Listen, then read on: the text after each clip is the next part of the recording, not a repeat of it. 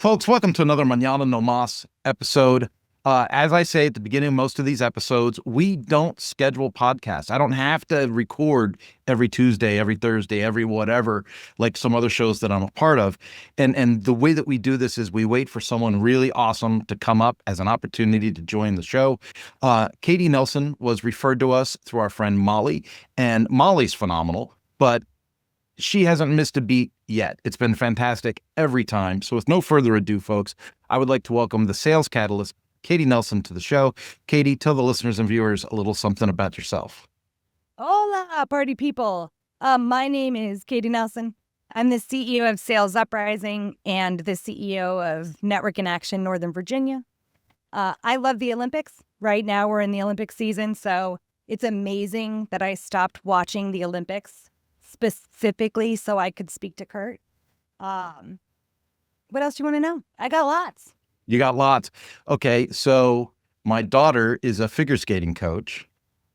So what is your attraction to the Olympics, the Winter Olympics? Oh, the winter. So I have a love for all Olympics. When people ask what's my favorite sport, I say the Olympics. And specifically for winter sports, I love it because, well, the Olympics in general, the high level of athleticism, the dedication to a specific thing, and then ultimately, like the want to represent your country. It's just a beautiful thing, and it's across everything. It's just an institution that, while some may call it problematic, is still so beautiful and pure at heart. And of course, figure skating. Get it, mama. Gorgeous. Yeah, so I have a huge background in e-learning and training and all of those things. My kids have been like immersed in this from the get-go. And it's so funny because a lot of people, my wife included, was like, where you want to go to school when you get out of high school? Like, where are you going to go to school? You got to go to a 4-year school. And I was always like, I don't care if you go to school or not. You just can't live for free with me forever. Like, you have to have a plan. Just let me know what your plan is. And she fell in love with figure skating. And she goes, I just want to be a figure skating coach. And I was like, well, okay, what do you have to do that?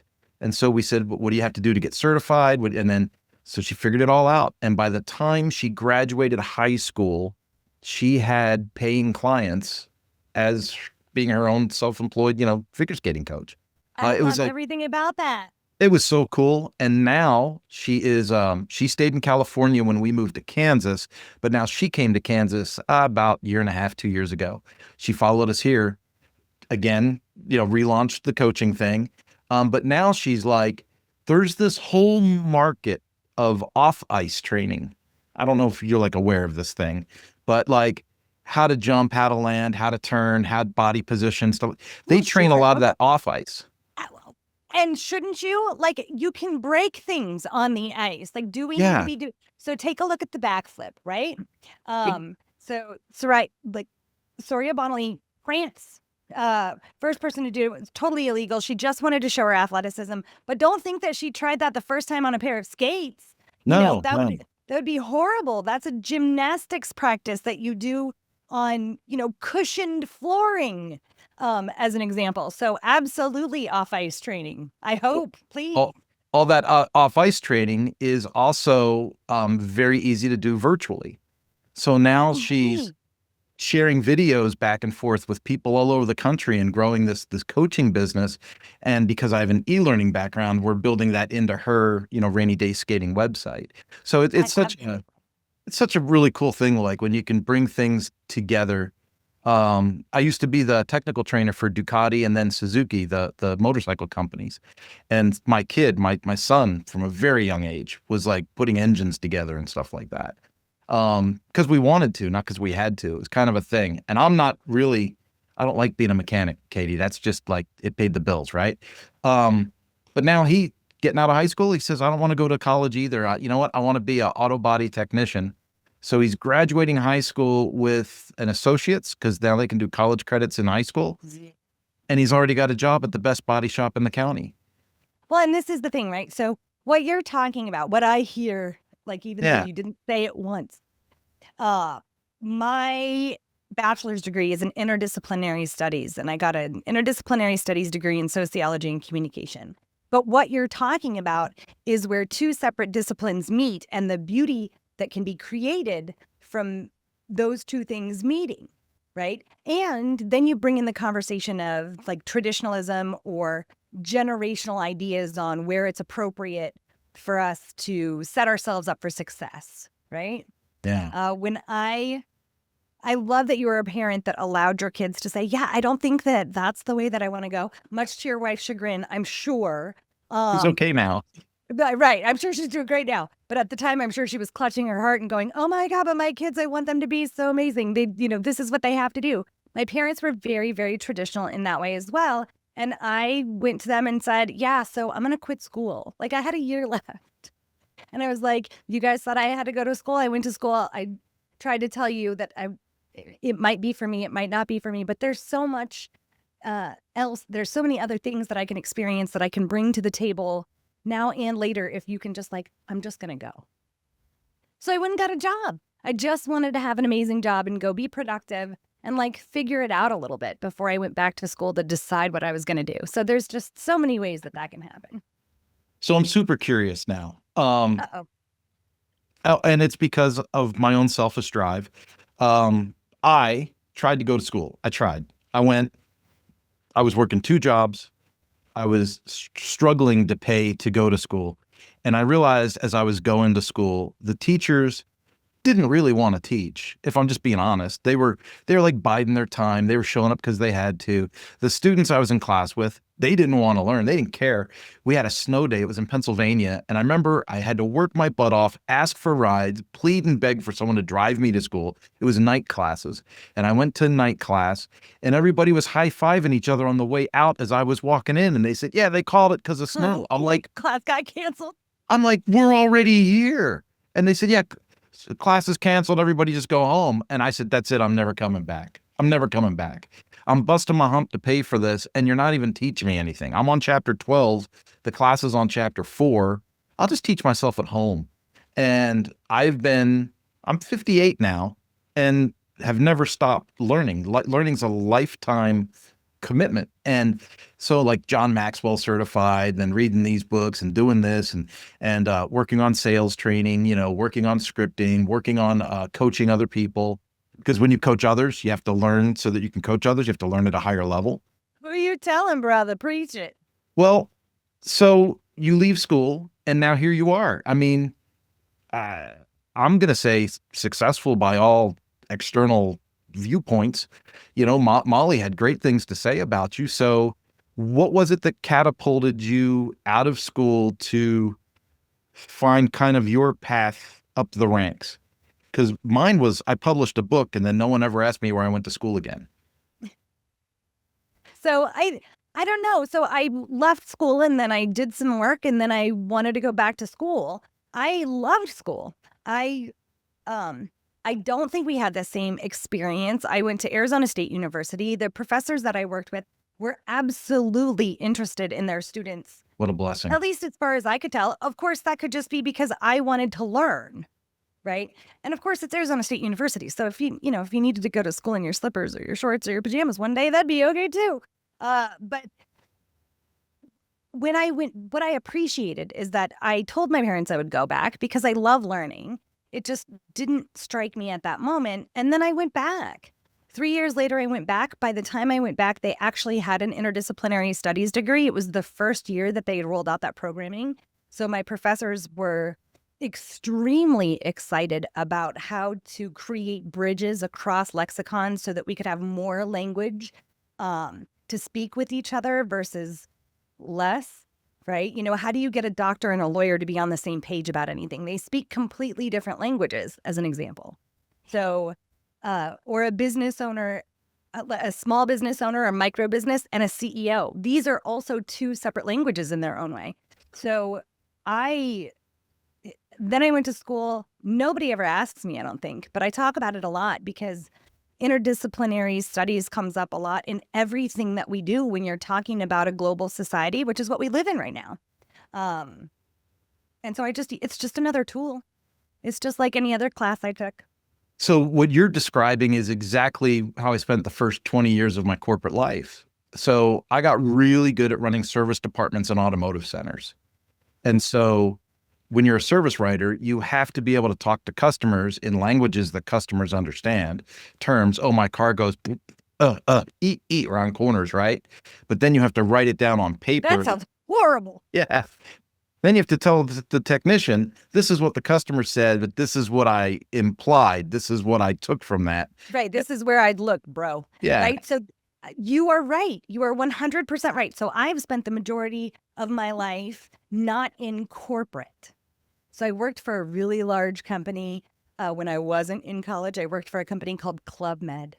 And I worked for Club, which still exists. It's an all-inclusive, the very first all-inclusive French vacation joint. And I was in their reservation center, but ultimately my whole life I've been in sales. So it's exactly what you're talking about from a service perspective. It's not about me in its truest form. Sales isn't about me pushing my agenda forward. That's not going to get anybody anywhere. It's about understanding the challenge of the person in front of me. What is their around corners so that I can see if what I have can be a solution for them or is the solution for them.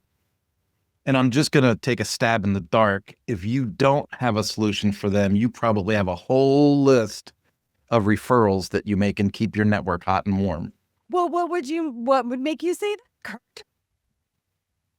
Why would I do that? You must be a guy who's been in business his whole life. Yeah, I have the same sickness. So people, it's the weirdest thing. Someone makes a connection with me on LinkedIn, and then I don't sell them. I don't send them 9 paragraphs of why I'm awesome. I just say, hey, if you want to break the ice, let's jump on a call.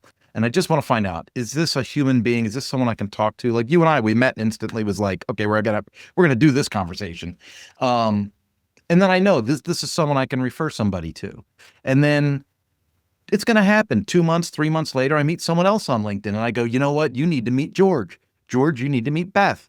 And then I send them a message and I glue the two of them together. And not many people do that because the response that I get from people is like, oh my God, so generous. And it's like, how is that generous? She had a need, you had a service. I don't provide the service. You two need to know each other. See, and so, yes, you're right. And I would want to dive into, why do you think that most people don't do that? Because in my world, that's everything. Like I can't fathom a world in which people don't do that. Like I came to know you in that very way, right? Yeah. As an example. You wouldn't be in my life if it wasn't for that. Oh, look, now you're in my life. Hope you're all right with that. And so I would say I also take it a little bit further. Like I let them know, and here's when people are looking to be communicated to, and this is how this person likes to be communicated to. Just because I find that people create more problems than there need to be, that really even exist, right? So they're like, oh, well, great, Katie. So thanks for introducing me, but can I ask you these 50 questions about this person? Yeah. Before I even call them, even though I know I have this need, right? And you're like, oh my gosh, all I hear when people say that is, I'm terrified of humanity and I don't know if I want to go any further, like with this conversation or with this person who can help me. And so I just try to make the connection even a little bit further. Like, no need to worry about any and all of that. This is what this person's done for me. And of course, at the end of the day, as a small business owner, it is in my best interest to be the number one person in someone's speed dial.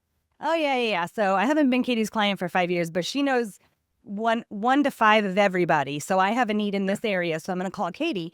And that came from being a boots on the ground salesperson for a gazillion years. I don't need my clients calling nobody else. They all did who do you need? What are your 10 biggest problems? Let me go make sure I know all of the best people in those spaces. Let me get really curious about you, my person, so that I can even expand my own world, right? Like, how fun is that? Yeah, I'm really liking everything I'm hearing here. Now, go. But you gotta like people. Like, to your point, the human part, the let's just connect versus the here, let me tell you all about why I'm great. Like, I don't know for that. See, that's the dichotomy of it. I gotta be honest, because it freaks my wife out. Because there's times where I'm just like, I don't like people. I don't. Everyone thinks I'm a people person. Everyone thinks I love people. The truth is, there's a lot of times I don't. I don't want to do this. I don't. And I take those moments and I cherish those private. I go mountain biking. I go for a motorcycle ride by myself, and I'm done. But when the game is on, when it's time to engage, I'm in 100 and more percent. So, do you curse on this show? I haven't listened to all Yeah, of you them. can say whatever you want. All right. So, I, by all rights and means, you can meet anybody who knows me and they will tell you that I am absolutely pro-human all the time. Love the humans. I've been informed that I'm an extrovert. I haven't decided if that's true yet at the age of 50. My husband went to New York, and when he travels, he buys me random things about our life. And my favorite, most uncomfortable, because it was purchased, I'm pretty sure, off of a street vendor in New York City. My favorite t-shirt says, "What do I look like? A fucking people person?" And it's like the biggest joke in my, because I am also at times not a people person. I retreat into nature. I go play in my garden. I go read 10 books, like that are mind mush books, not all the books that are behind me that are educational. There are absolute downtimes where I'm like, okay, humanity, let me go ground in the earth. Let me walk bare feet for 2 days so that I can just come back into myself, and then I'll love you again in a minute. So I get that too. For me, it's the opportunities where people get to be ignorant. Like, do not take me to Costco on a weekend. I'm not going to fight my shopping cart through Costco on the weekend. Do not buy me tickets to a concert that young people go to. I don't want to go. Like, I just don't want to You go. don't like young people, or you don't like the music? I love young people, as in I work with 130, 140 of them a week at my church in the college age group. I love them, but I don't like thousands of them in public places crammed together.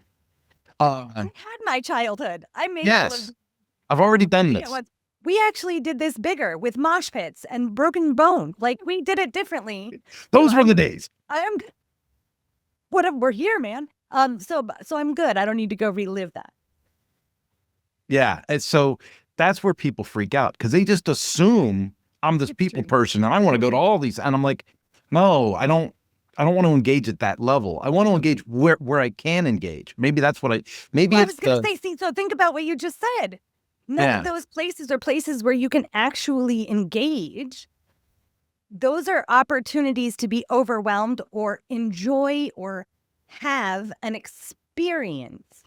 Yeah. But it's not connection with humanity on a personal level of any kind. Yeah. Yeah. So interesting. So, let's jump to some things. The braggadocious content I saw said that you can increase prospects by like 550%. I work. No idea where you read that. You'll have to send me that link, but I am good at selling and prospecting, sure. Yes. So selling and prospecting. Our show gets a lot of like startup businesses, lots of, especially people in the WordPress space, because people in WordPress know me really well. So a lot of people from WordPress come over here, and they're usually working on startup websites and projects, or selling courses, or these types of things. And I run an agency. People come to me all the time and they tell me their great idea and they're going to build this website and it's going to be amazing and they're going to get 1,000 people. They're all going to pay $149 a month. And I go, no, they're not. Like, what's your plan? Who's your community? Who are your people? What's your avatar? Who are you selling to? Where's this audience? Do you have a mail list? Do you, and they saw a Russell Brunson webinar, so they just assume that this is all plug and play now. And so when I get an expert salesperson on screen with me, I kind of just want to hear the truth. Like, okay, like how do people get started, and how do you become an expert in prospecting and sales? Do it. Next. Yeah. Okay. So look, here's the thing. So there's no easy button. So one, I'm going to say something that may upset the apple cart with some of your WordPress people. For those of you who are doing, if I have your permission, I don't want to upset your audience without your permission. No, you can, because I do it all the time. Oh, fantastic. But they're yours. So here's the thing, you guys. I'm just going to I'm going to lay it out all on the line. And I mean this because I love you. For those of you who work in WordPress and your target market are startups, quit doing that. All you need to sell them is a templated website until they make some money. And what I mean by that is what sells is a conversation with somebody. So if Kurt is my target market, then my website speaks to Kurt. The amount of unselling that I've done for marketing companies is ridiculous to me. At the end of the day, every startup should come to you. You give them a Mad Lib. The Mad Lib looks like I provide X solution for X people. If I don't come to you with that, then you can't help me. Marketing can't help me in any, like, how are you going to help me? You're going to say that I work with everybody, but I don't. So as a service provider who just wants to help me grow, you're actually getting in my way because I have to, there's even more obstacles for me to get through than if I just had a landing page. Literally, the first 3 years of my 10-year business, right? So this is my fourth business. Sales UpRising is my third business. I also run my fourth business at the same time. And I've owned 2 previous businesses in professional services and staffing. So I am a business owner. I've had a K1 or a Schedule C, for those of you who know what that is, for over 15 years. I have made my own money and lived in Northern Virginia on that money, okay? I have generated a $6 million run rate for one of those businesses in under 3 years. So I come to my gray hair very naturally. They'll have people's names. And I will tell you that it is not helpful. You're not providing me a solution if you are giving me marketing before I need marketing. True marketing means I already know the answer in my Mad Lib. Yeah. For the first 3 years of this business, I had a static website that had a hideously ombre color with like the words Sales UpRising in a font. Like that I'd picked, Wix or whatever it was at the time. And it just said, call Katie Nelson. Like it wasn't anything. I just had to have a website. People didn't need to know what that was. They just needed to know that I had a website that said salesuprising.com and then I was in like Flynn. So if you really, really want to help me as a brand new baby business owner, then tell me the Mad Lib I need to fill out to make your marketing work the best. And then leave me alone or refer me to somebody who can help me get those answers before I come work for you or work with you. That's what I would say. So much wisdom. Very frustrating. Well, I get the frustration because I'm right there with you. I live this near daily, so I really appreciate having you on for that strength. I had a conversation with coworker, friend, peer, whatever, and they said, "Oh, wow, at the end of the year, this has really been tough. Sales are down, and we all took that hit on SEO, and Google really stuck it to us, and we're getting some of our hits back, and we're doing some of this, we're doing some of that, but the sales are still down, and I'm not sure what else I can do. I did this podcast, I did this post, I did this blog post, I said, hold on, you've just talked to me for 40 minutes about marketing, but you have not said anything about sales." Sales. And he looks at me, he goes, "What?" And I said, "Everything that you just talked about for 40 minutes was marketing. It's branding and marketing. Branding's different than marketing. Marketing is different than sales. And you haven't told me a single story about picking up the phone and calling one of your leads and finding out why they're not hosting their website with you." Right. And I could also happily married 22 years, but I could kiss you because, it's if you want to be a business owner, educate yourself on the difference between sales and marketing. Marketing being this huge umbrella that has lots and lots of spokes of things. Branding is one of them, to Kurt's point. There's also social media. SEO is a different piece of your marketing puzzle. There's so many pieces of marketing. Marketing as a discipline within a business is where the majority of the innovation people talk about has happened. Sales is as old as time. It is, in as much as we can innovate sales, or you'll hear in big companies, sales innovation. When you actually peel it back, it's not really sales innovation. It's the tech that communicates and passes batons in the company, within the company, to make these sales innovations happen. The sales piece of things is ancient. It's like the oldest job there is. It's as old as Methuselah. And so if you are a business owner, know the difference and what that's going to require of you. And don't think when you start your business that what you need is an outsourced salesperson. That will only set you back further and potentially make you go broke. And I can tell you why if you want to know. I think that would be very interesting because in the space that I am in, one of the first people that most people I know hire is a salesperson.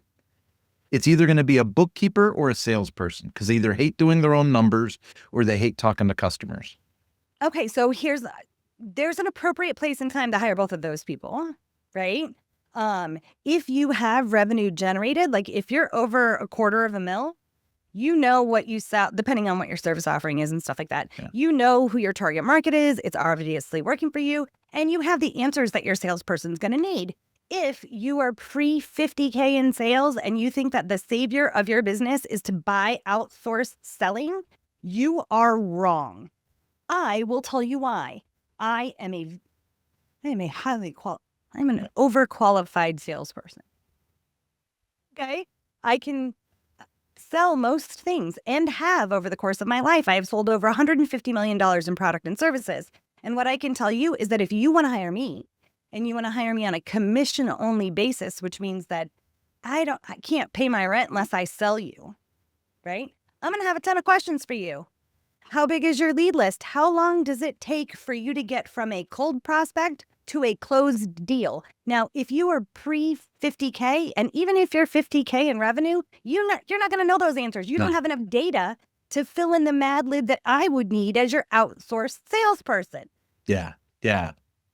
And I don't want to jump into your territory too much, but whatever the package or the offer is greatly dictates the length of the pipeline. So tons of people have these $49 courses, $149 courses, $249 courses. I happen to own a training product that's $45,000 a year. And so my pipeline, the difference between an e-learning like LMS type solution and a course, right? So listen to the context of what Kurt's talking about. I don't want to assume. Yeah. That's what I'm here. Okay.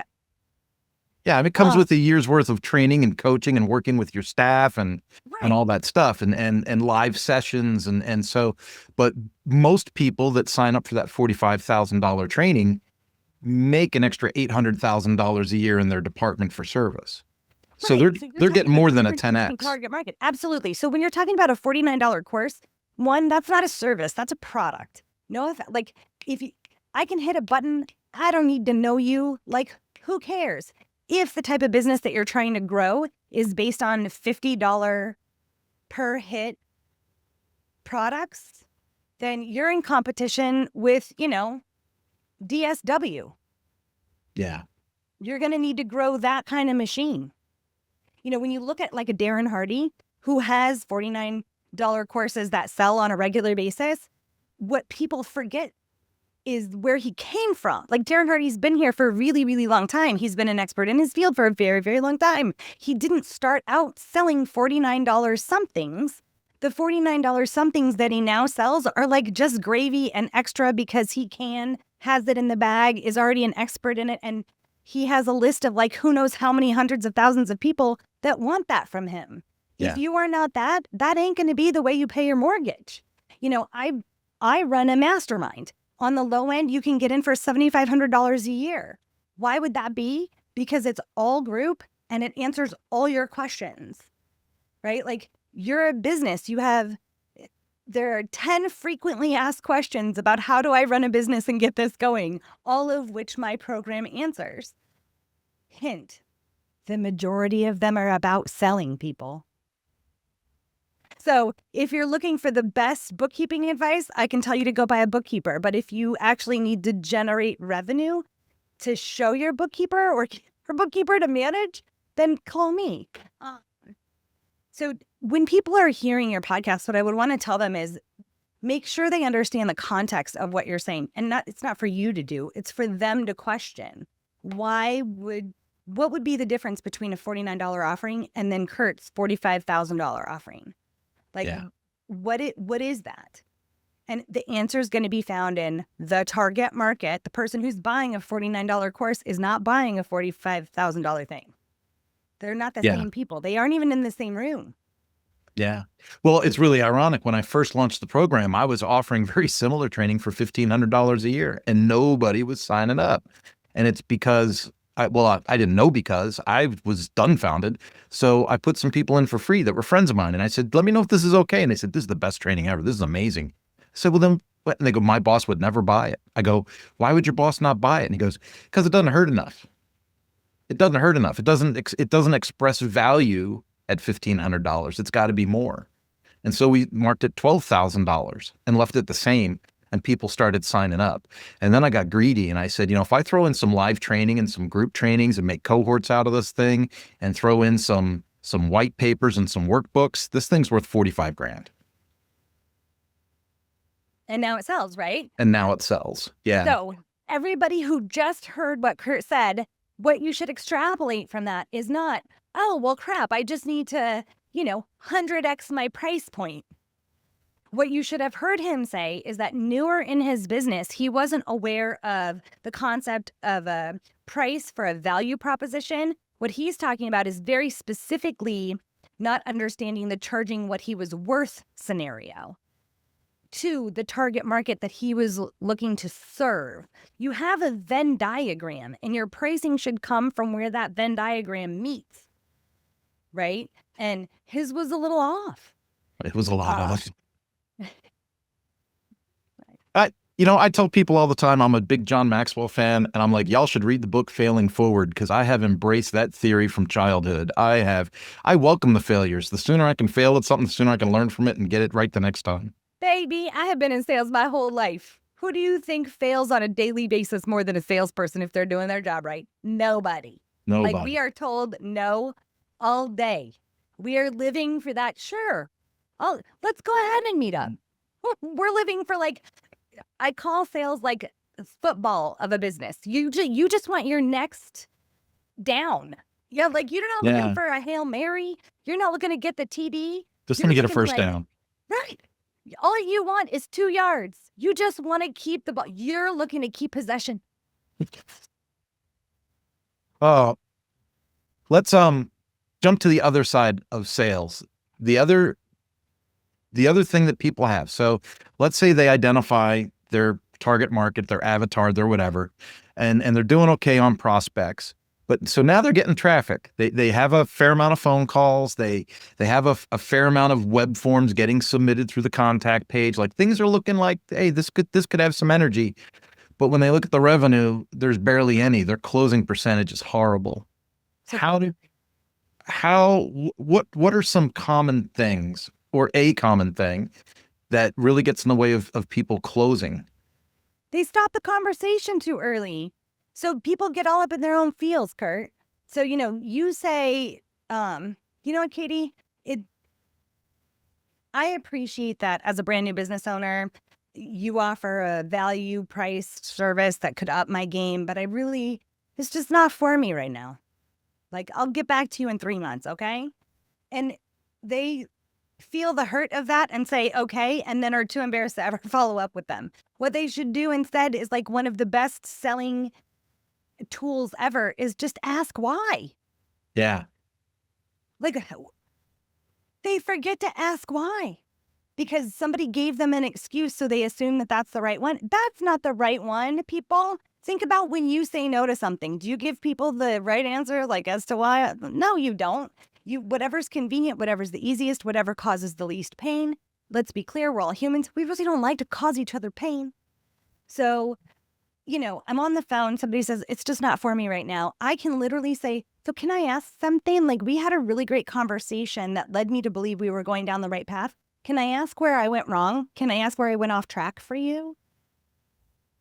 Like, just ask. If nothing else, even if it stays a no in that moment, you and your business will be better off because you'll understand how you can do it differently next time. Yeah, that's a really good point.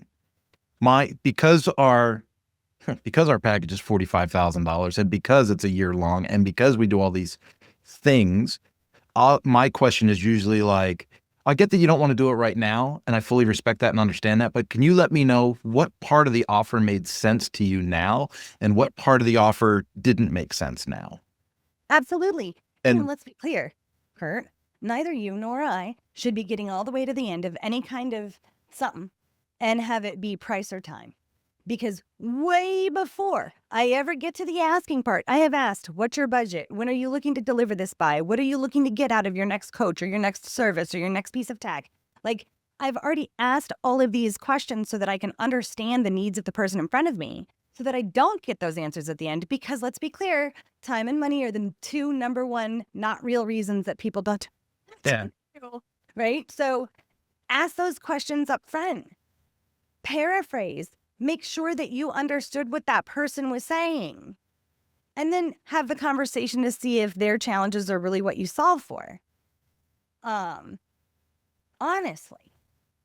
it will say, just be more curious. Ask more questions instead of trying to speed through the process. Actually get to know this person. there's a thing a salesperson was training, and we actually coach it a little bit at the Marine Retailers Association, where we talk to salespeople and business owners about using format when talking to clients. And format's that acronym. It's like family, occupation, recreation, motivation. I forget what A is. I think it's for animals, and I forget what T is. Whatever. To be honest, this is why I don't coach anything like that. Having to remember all of that is like, be human. Yeah. Yeah. There's also a magical sales process. So I teach the magical sales process. Magical sales process. Magical is a lot more letters. It is, but it's very on brand for me. And it starts with mindset. And so it literally starts with you. It doesn't start with them, right? Mindset, ask questions, gap. So one of the things you were talking about is the pain, like the feedback you got was there's not enough hurt there. So the gap is what covers the hurt. Like, if you don't move and you stay in this space, what does that look like for you? You're looking to bridge the gap, but first and foremost, your client has to like kind of be at the bottom of the cesspit, like living in the abyss. Yeah. And so, so we keep moving down the magical sales process, and it ends with like, let them close you. Like, I love when they finally just say, this sounds great. How do we get started? Right. What if you just never had to ask and you were just like, okay, that's how we can help. And yeah. like, The assumptive close. And they're like, all right, let's go. An assumptive close is really sexy. Yeah. Sometimes I kind of miss those days. I haven't had one in a while. That sign of the times, sir. I don't know how to help you with that. Sign of the times. Sign of the times. Sign of the times. Oh my goodness. Well, it earlier, will also swing back around. So. Before we went live today, and I think I just have a miscommunication in email, I was under the impression that you worked pretty much with women in the field, but I'm gaining that you work with all. Doesn't matter. Well, I wouldn't say it doesn't matter. I would say that if you are uncoachable, it don't come to me. Like, it's not going to work. I have never been a woman-only business. I love working with women who've gotten to a place where they're like, yes, I want to love me as a salesperson. But at one point in time, I ran a 60-40 business. 40% of my business was men. Now, over the past couple of years, that's changed a little.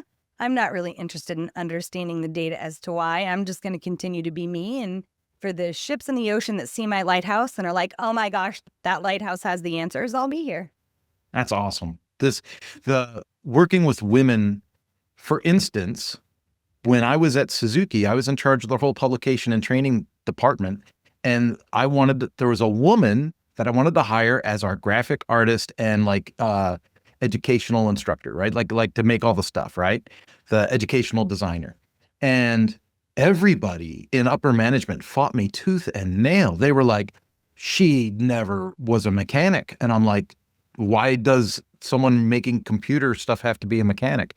I'm like, this doesn't make any sense, guys. And they're like, well, wouldn't it be better to get like a retired mechanic and teach them about computers? And I'm like, no, that sounds painful. I don't want to do that. Right. I was going to say, wow, that was horrible. Yeah. I'm like, can you imagine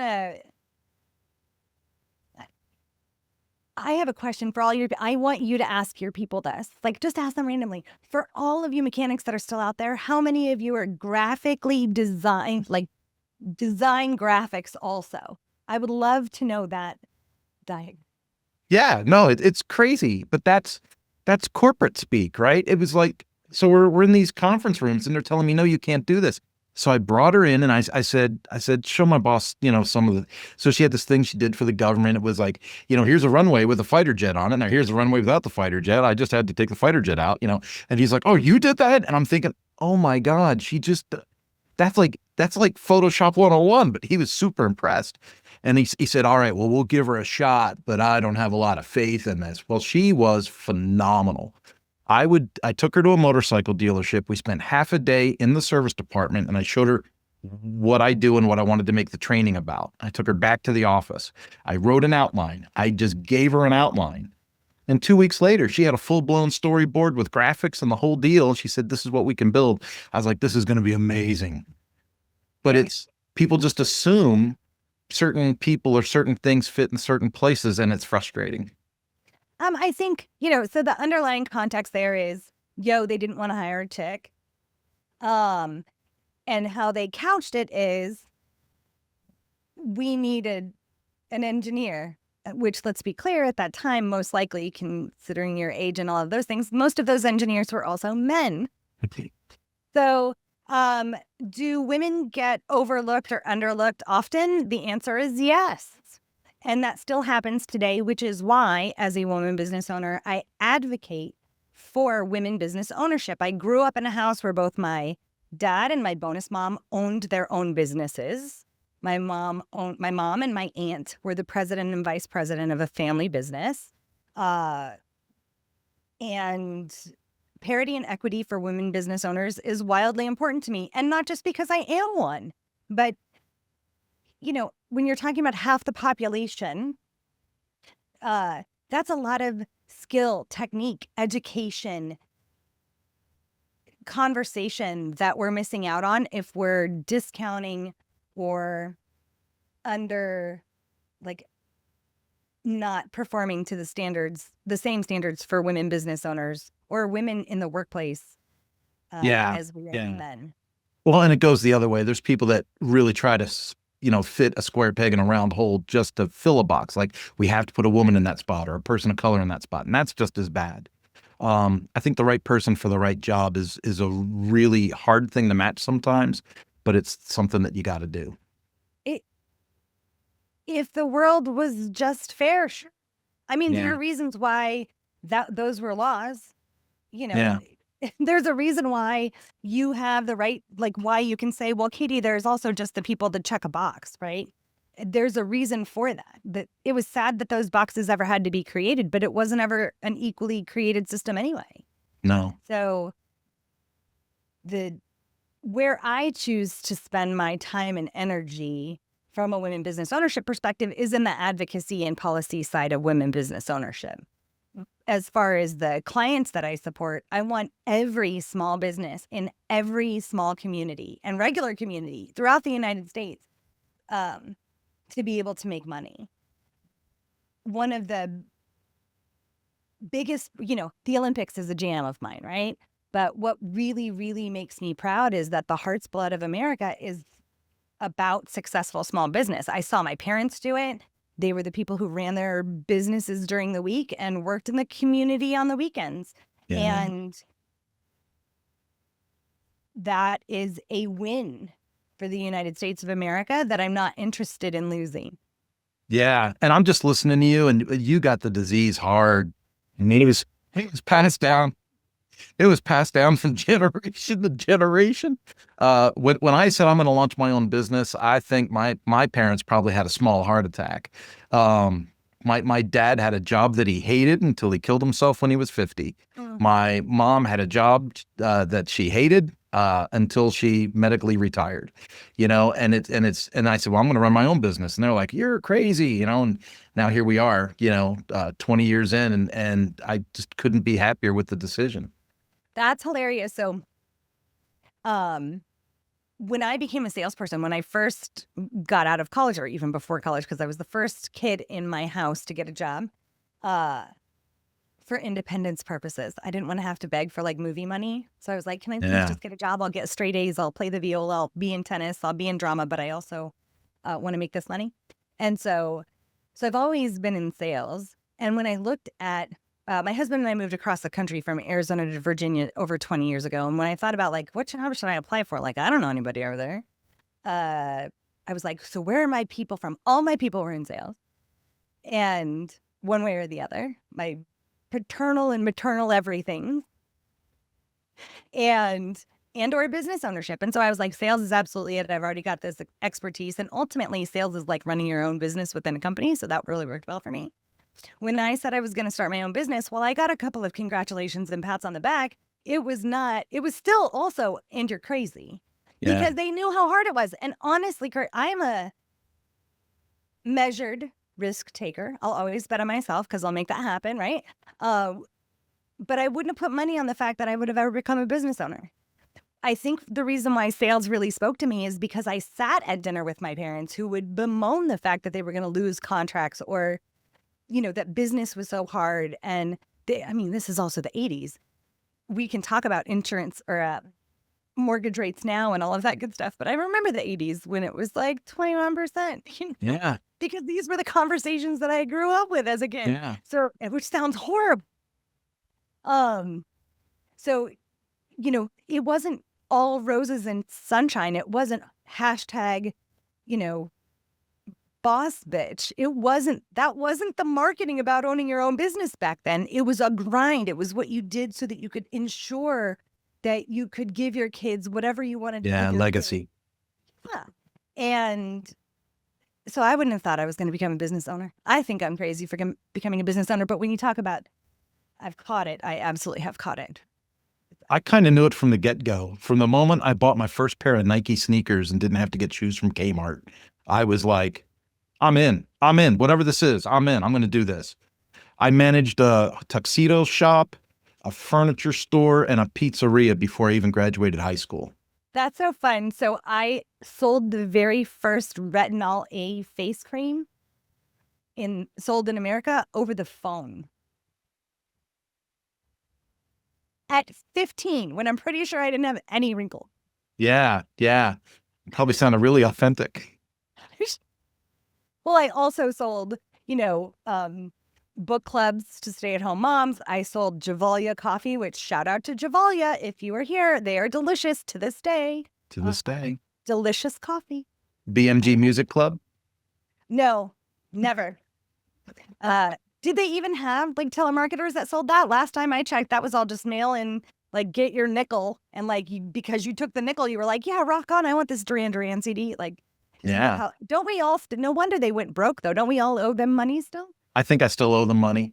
That's how I learned about Jethro Tull. Oh, great. My brother is the reason why I learned about Jethro Tull because I was like, rock on. Who's that?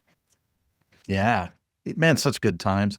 It's sometimes I really, really, really feel sorry for just the next generation down because I did stuff that'll never be seen on the internet.